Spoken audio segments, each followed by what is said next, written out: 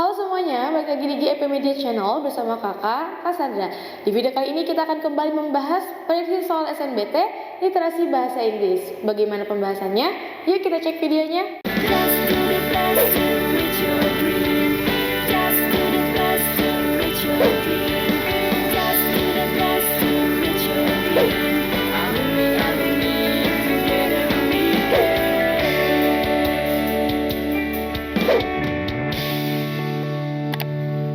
Buat kalian yang lagi cari tryout SNBT dan ujian mandiri untuk masuk PTN, kita punya solusinya. GEP Media menyediakan tryout SNBT dan ujian mandiri untuk beberapa PTN ternama di Indonesia. Mulai dari harga 10.000, kalian sudah dapat ribuan soal prediksi, video pembahasan, dan ada kelas online juga loh. Yuk daftar sekarang.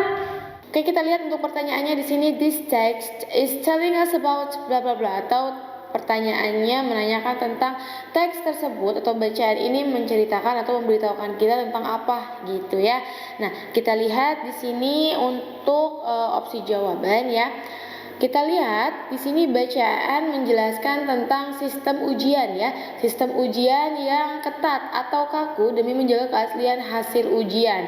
Hal ini terdapat di paragraf pertama. Kalimat ini kita lihat, evaluators have become less and less likely to know examines, leading to heightened precautions around exam security.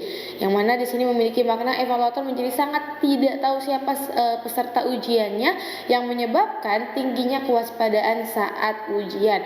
Oleh karena itu kita lihat opsi jawabannya ya, yang berkaitan dengan kalimat yang tadi kakak sudah jelaskan. Untuk jawaban yang A, the difference between a medical student and a convict, atau perbedaan antara mahasiswa kedokteran dan juga narapidana, ini kurang tepat ya. Lalu kemudian yang B, how important fingerprint in modern educational testing, atau betapa pentingnya sidik jari dalam pengujian pendidikan modern, ini pun kurang tepat ya, karena tidak fokus kepada pembahasan fingerprint. Lalu kemudian yang C, strict examination in maintaining the authenticity, atau pemeriksaan ketat dalam menjaga keaslian. Nah, ini bisa kita jadikan opsi jawaban ya.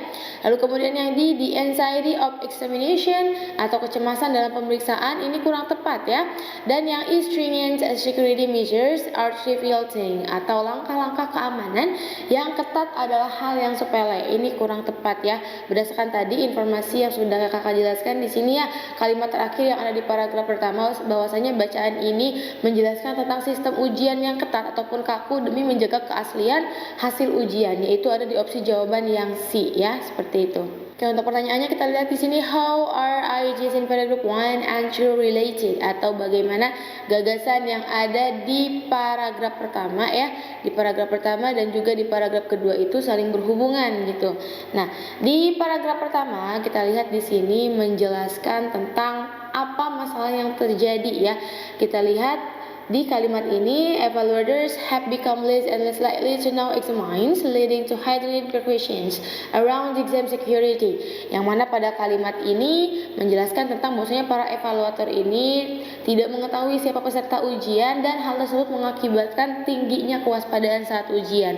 Lalu kemudian kita lihat di sini di paragraf kedua menunjukkan realita yang terjadi ya, realita yang terjadi di lapangan saat ujian. Terdapat pada kalimat ini, students must pass the exam to obtain a medical license, and scoring well is an important factor in gaining admissions to competitive medical specialties. So, incidence to run high.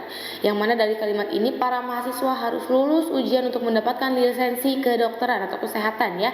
Nilai yang bagus adalah faktor penting untuk dapat diterima di spesialisasi medis yang kompetitif ini. Maka kecemasan tersebut semakin tinggi.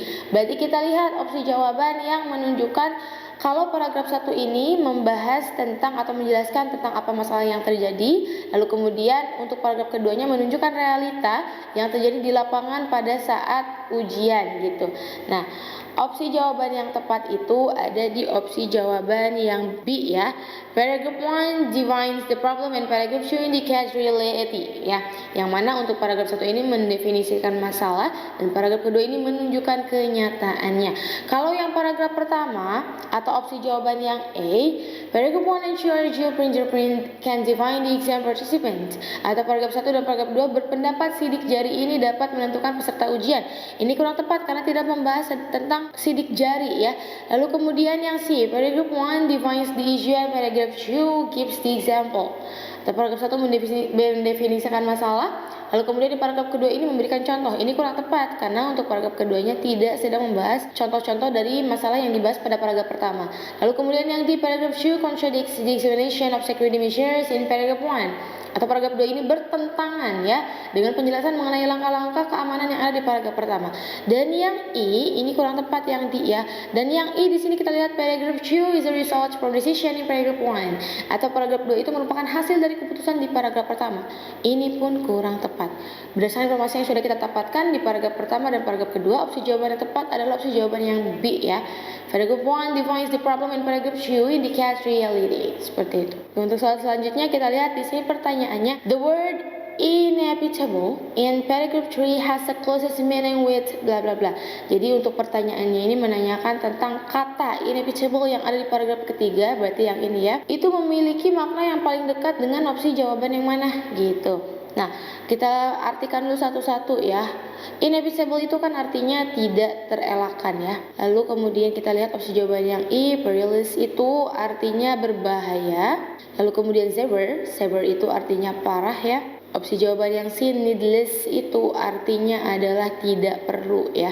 Lalu kemudian avoidable itu artinya adalah dapat dihindari. Lalu kemudian yang A, shameless itu artinya adalah tidak dapat dihindari. Berdasarkan opsi jawaban atau pertanyaan yang inevitable itu kan artinya terelakkan. Berarti opsi jawaban yang tepat itu adalah opsi jawaban yang E ya. Oke semuanya, kakak siapkan satu soal untuk kalian. Silahkan kalian coba isi dan jangan lupa kalian spill jawaban terbaik kalian di kolom komentar. Sekian untuk video kali ini. See you in the next video. Bye.